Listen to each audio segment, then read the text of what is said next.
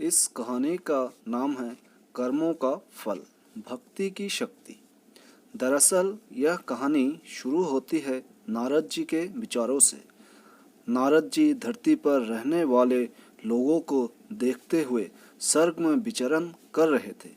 धरती पर रहने वाले लोगों के कर्म को देखकर नारद के मन में कर्मों के फल और पापों के दंड को लेकर विचार आए।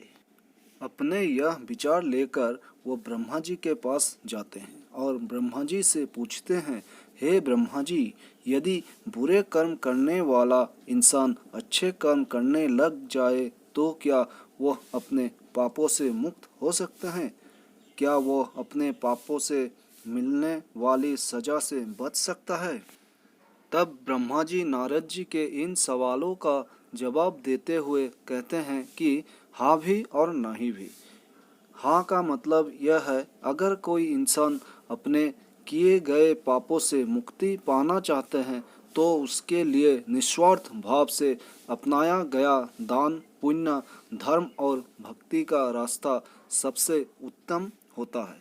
अगर इंसान दिल से अपने पापों का पश्चाताप करते हुए निस्वार्थ भाव से दान, पुण्य, धर्म और भक्ति का रास्ता अपनाता है तो वह उस जन्म में अपने मिलने वाले पापों के दंड से मुक्त हो सकता है।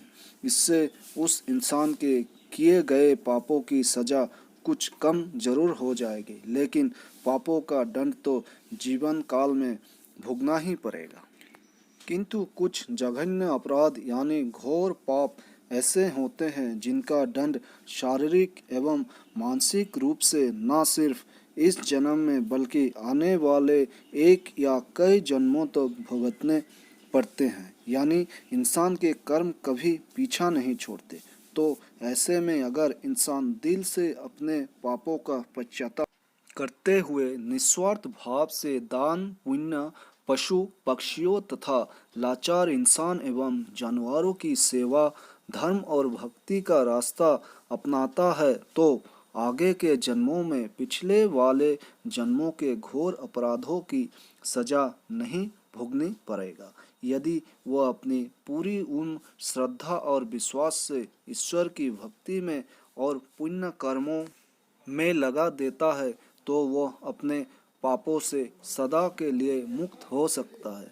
पूरी श्रद्धा से की गई भगवान की भक्ति और निस्वार्थ भाव से अपनाया गया दान, पुण्य, धर्म और भक्ति में इतनी शक्ति होती है कि इंसान मोक्ष तक को प्राप्त कर सकता है। और नहीं का मतलब यह है कि अगर वह इंसान दान, पुण्य, धर्म और भक्ति का रास्ता या कोई भी अच्छा कर्म निस्वार्थ भाव से ना अपनाकर किसी स्वयं के मकसद को पूरा करने के लिए या लालच से अपनाता है तो इसे दिखावा बोला जाता है। ऐसा करने से उसे उसके पापों से छुटकारा कभी नहीं मिल सकता, अपने पापों से कभी मुक्त नहीं हो सकता। इंसान के द्वारा किया गया घोर अपराध और पाप उसका अगले कई जन्मों तक पीछा नहीं छोड़ते। अगर कहानी अच्छी लगी हो तो लाइक और कमेंट करें। अगर चैनल पे पहली बार है तो चैनल को सब्सक्राइब करना ना भूलें। Thank you.